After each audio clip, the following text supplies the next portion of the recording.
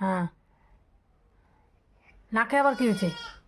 নাকে তো সবাই দেখে নিচ্ছে তুই কি করছিস নাকটার সাথে। তোর নাকটা তো বড় হয়ে গেল।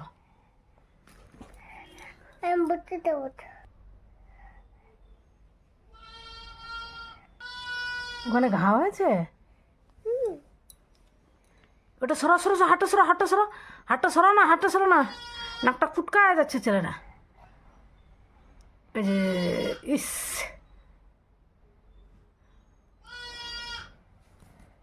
কি করলো এটা? হ্যাঁ না, তুমি তো একটা